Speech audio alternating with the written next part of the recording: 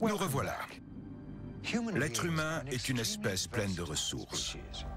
Sa capacité d'adaptation est telle qu'il peut se trouver dans une situation insupportable et apprendre à la tolérer et à l'accepter, jusqu'à la considérer comme normale.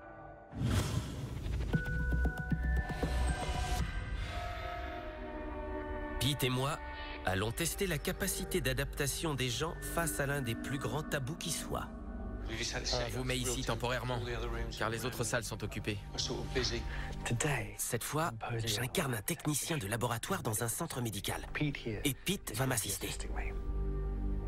4 personnes vont participer à leur insu à notre expérience. Elles pensent être là pour réaliser des tâches administratives. Allez, on s'y met. Nous allons explorer les peurs irrationnelles des sujets, puis observer à quel rythme ils s'habituent à un nouvel environnement étrange. Voici Tajé. Elle pense remplacer une amie pour la journée. Ça vous convient? Il y a eu des cadavres ici? Pardon? Il y a eu des cadavres ici? Oui. C'est dans cette salle qu'on prépare généralement les corps. Ça vous pose pas de problème? Tant qu'ils ne reviennent pas, ça ira. La salle dans laquelle elle se trouve est un bloc opératoire. Nous l'avons équipée de caméras cachées pour observer tout ce qu'elle fait. Je vais laisser Tajé se détendre, se mettre à l'aise, avant de la déstabiliser un peu. Elle semble nerveuse. Quand on va apporter le brancard avec ce qu'elle prendra pour un cadavre, Elle va très vite déchanter. t'as regardé le match hier soir? Pas vraiment. On n'a plus de place. On va le laisser ici. Bonjour. Ouais, je sais. Je suis désolé. J'y crois pas. Bon, il y a un problème. On y va à 3. 1, 2, 3. Est-ce qu'il est lourd? Oh là là. Dis-moi, c'est un vrai cadavre? Oui. Il n'y a pas d'autre salle libre. Et il y aura un cours avec des gens qui ont fait don de leur corps à la science. Quoi? D'accord, ok. Et pour ce qui est des nerfs, parce qu'ils bougent encore? Il est mort depuis longtemps. Ses nerfs? Oui. Il a plus de nerfs. Il est raide mort. Non, le touchez pas. Arrêtez! Regardez. Il était au frigo pendant une semaine. Je vous rapporte de l'eau? Très bien. Tajé est un peu déstabilisé. Mais les sujets testés ont tous réagi de la même manière. Désolé, c'est la seule salle libre. Ça ira, d'accord? Oui. Ça va? Oui, oui, ça va. Bien. On va le laisser ici. Il n'est pas vivant? Non, non, il est plus que mort. Oh là là. C'est fascinant d'observer la réaction des gens en présence d'un cadavre. Tout d'abord, un corps sans vie nous renvoie à notre mortalité. On a une peur irrationnelle des cadavres. Par ailleurs, les gens associent souvent les cadavres à la maladie et à la contamination, ce qui les pousse à garder leur distance. Mais il reste toujours la question du statut du cadavre. Est-ce une personne? Est-ce un objet? C'était une personne avant, donc on lui doit du respect. Mais là, ce n'est plus qu'un objet.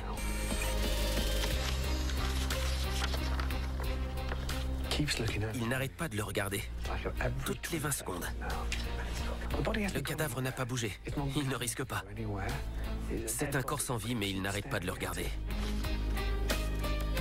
Avec le corps dans la pièce, nous allons voir comment les sujets parviennent à se détendre dans cet environnement.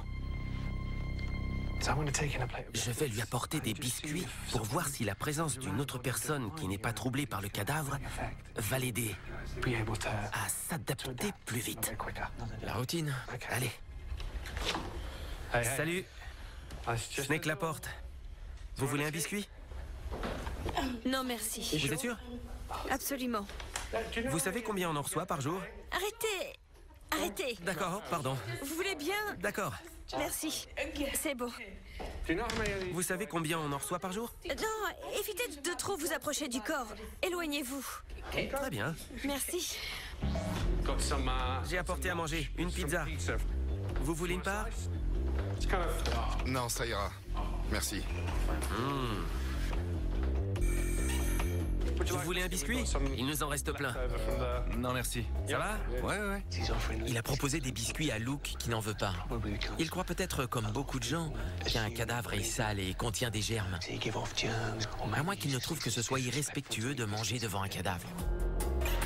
L'idée de manger en présence d'un cadavre semble intolérable pour Tajé, André et Luke. Mais Paul n'hésite pas à se servir. Vous en voulez?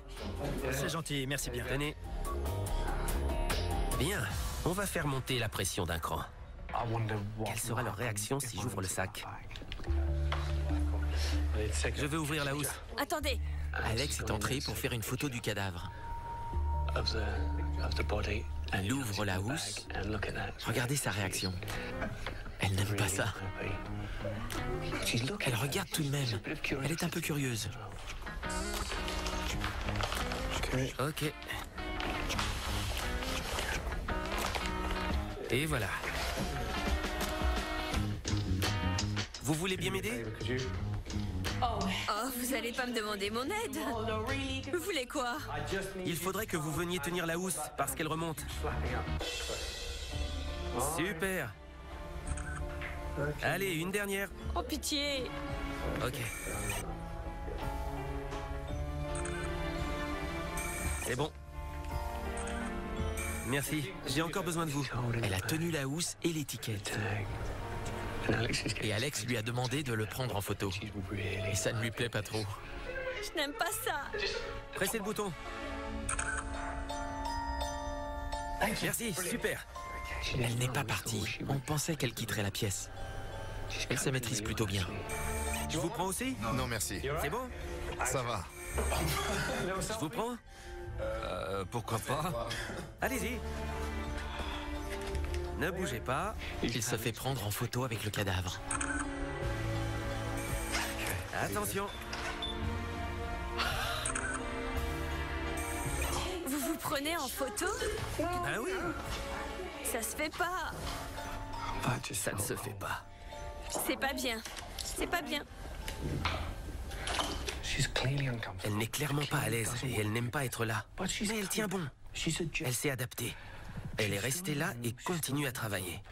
Et quand je lui ai demandé de s'approcher, je ne pensais pas qu'elle le ferait. Oui. Elle l'a fait, donc elle prend sur elle.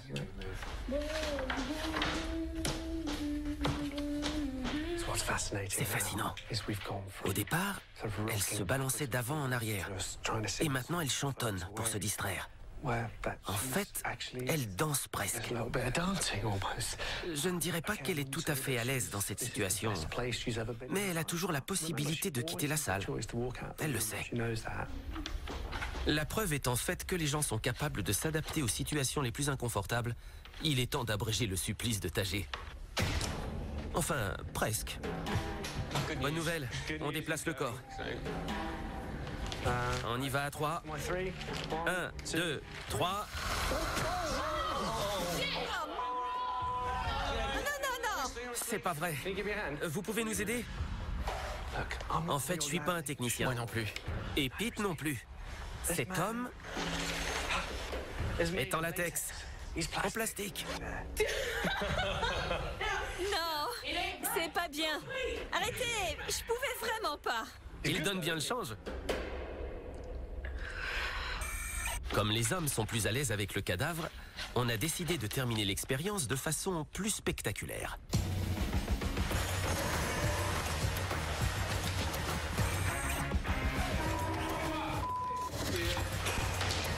Ça va? Attendez. Je vais le libérer. Ça va? Venez, je m'appelle Alex. Alex. Et voilà Pete. Enchanté. Moi aussi. Sur une échelle de 1 à 10, quand on a apporté le cadavre, à quel point étiez-vous mal à l'aise?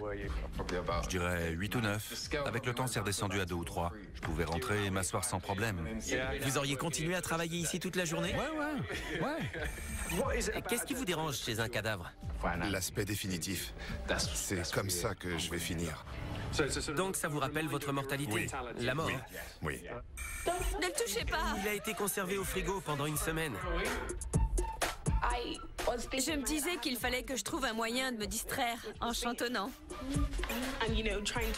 J'essayais de ne pas voir le corps dans mon champ de vision et je chantonnais pour me concentrer sur mon travail. Vous en voulez? C'est gentil, merci bien. C'est impensable. On ne pose pas des biscuits sur un cadavre pour les manger ensuite, mais on l'a fait. Je vais faire une photo avec lui.